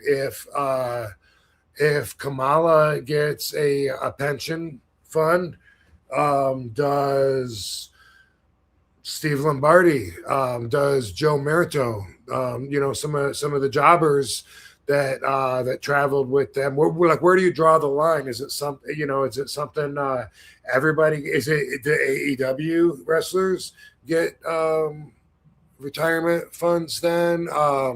And if so, okay, what about ROH? What about MLW? What about the Japan? Is it something where we actually want to sanction pro wrestling as a legitimate sporting entity that could be covered by the same basis, even though one of them is worth 20 grand and one is worth fucking billions of dollars? I don't know. You know, I always wonder the same thing about the union obligations that people always want to put on WWE. They say they want to put it on wrestling, but I think they just mean WWE. Not all the wrestling organizations are full time. I mean, I don't know. I don't know where you draw the lines. I wonder if some people, you know, think about all that. But, you know, that'd be great. That would be great in a perfect world, especially, you know, it's making like a lot of money. And if money could be put towards something, but I don't know how many pieces you slice that pie up into over the years. If it's something automatic when you get a job with WWE, like an employee, is it something when you sign the contract that that you're building towards a pension? I don't know. It's our responsibility as independent contractors to take care of ourselves. I know a lot of wrestlers are like kids and aren't able to even take care of themselves. Like I said, their wives pack some of their suitcases for them and shit, pack all their meds for them, send them on the road. Then they're out there banging broads and doing drugs that their wife doesn't even know they do. That's way less now with the generation of people now, younger guys, professional, the business, more corporate. But that's part of it. That's what I came up in, and those are the rest. Those are my peers. You know what I mean? Those are the ones that would now need the funding because now they're old and broken up, and like Shane said, their bills far out exceed their possessions, and you know, and they're maybe they're worth definitely what they got. Are they worth more because they're legends? Because they were all a big part of our childhood, and we want to see them living happily ever after. You know, capitalism, the administration cuts themselves a pretty damn good deal, way better than the talent gets. you know. Yeah. So, you know, I don't know. It is what it is. I think most wrestlers should plan on not having a very long career because I think statistically, most wrestlers have a very short career, 6 years maybe or less. Wow. What do you think? Well, I mean, I wouldn't be surprised. I guess I don't see it. I'm just so used to seeing people so prominently on television for such a long time. Most wrestlers aren't even on television, you know. So if it's something something you're pursuing and you want to be a wrestler, you know, you want to see where it can take you.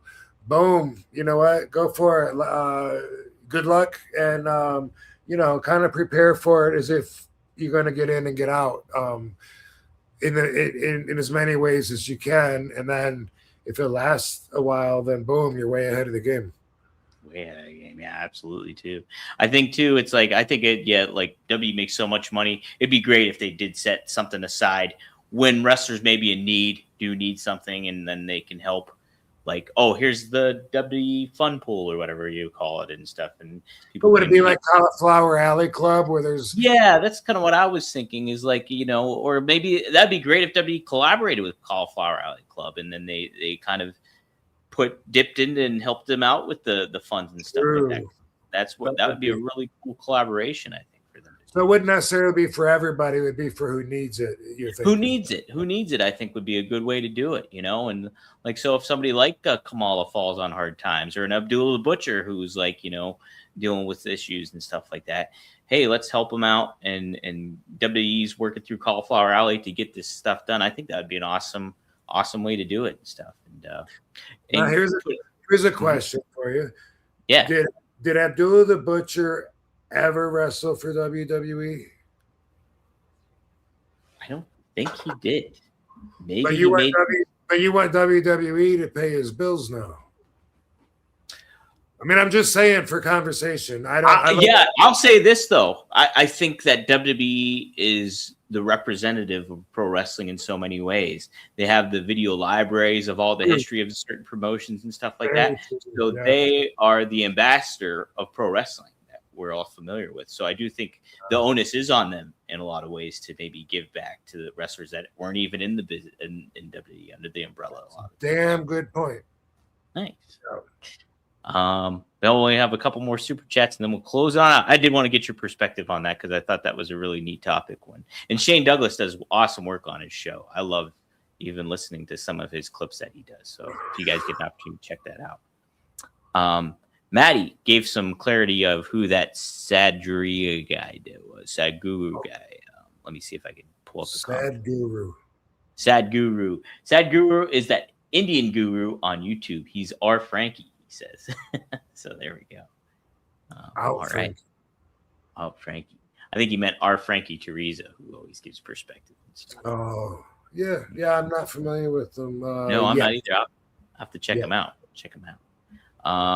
And then this is our final super chat here, Rob. A wrestling historian. Thanks for the Canadian $2. Eh? He says, "Would you wrestle Gunther?" Thanks in advance. Gunther. I think that yes. And I think that would be a great opportunity if I had the invite, you know. Sounds like a pretty damn good payday. And, of course, after the match, WWE would be like, damn, RVD looks so fucking good. Like, we got to come up with some other plans for him now. And then they want to throw all kinds of money my way. And yeah, you know, I think that Gunther would bring a stiffness out of me just from what I've seen, like with his chops and stuff like that. Maybe in a way that like Bob Holly did, but then it was like I had my Superman outfit because I was ECW RVD, like right now, just because it's been so long since I've wrestled, when I get in the ring now, I got my Superman outfit on just because I'm RVD, you know, and it wasn't like having two different identities like it felt like before. Now it's like haven't wrestled in a long time, and then boom, here I am in the ring, everyone's there to see me excited, and I'm feeling at my best. So so I wouldn't need to be it wouldn't need to be an ECW show because people always expect me to be ECW, WWE, whole effing show, Mr. Monday Night, Rob Van Dam, same guy, no matter where I'm at now, and that's mighty understandable that you would expect that. So, but yeah, that's a long answer to say, fuck yeah, man, let's do it, man. Pass my number along. Let's do it to it. You and Gunther would have a great match. Here's the question I got to ask you then too, Rob. Would you put your career on the line against Gunther? He's retired. AJ Styles. He's retired. John Cena. He's retired. Goldberg. Would you put your career on the line against Gunther? Oh man, it would have to be a really big payday. Yeah. Real big. If it was big enough, I'd be like, all right, fuck my career. You know. Fuck that. I'll pick up another hobby. No worries. I'll figure something out. It might not be giving up that much anyway. Like who knows what I got ahead of me. But I haven't had my last match, and the unknown always has value when you're optimistic. That's it, right? The unknown's pretty cool when you're optimistic. I like that too. That's another RVDology quote. Oh man, I got to write that one down. All right. I'm gonna start leaving with a quote for the week every time. Yes. That's going to be a new character on the show. Quote of the week. I like that too. Yeah. We'll have to do it. Did you want to do 5 recommendations, or we can do that next time? Yeah, I don't have anything in mind. That's right okay. Now. We'll get the 5 recommendations. Hey, I do have a recommendation though. Check out Happy Hippo if you see this. If you got it, Happy Hippo, Red Sumatra is what I got here. Boom, right here. That's the ones that's supposed to maybe calm you down or help you sleep a little bit if you need it. But they have other ones too, white and green. Those can kind of give you energy. I know when I take the gummies, I get a little bit more socially energy, I guess, for lack of a better way to say it. But I also get more alert, and I like the gummies a lot, so I highly recommend the gummies. So check out Happy Hippo if you get the chance. Yeah, they tend to bring down the anxieties a little and replace it with a little more comfortableness. Yeah, I dig it. I dig it a lot. So, be sure to check out Happy Hippo if you get the chance to. So they're a great sponsor. And Rob, that should do it. But yes, keep your eyes peeled for Rob in Las Vegas. Are you coming to Steel City Con?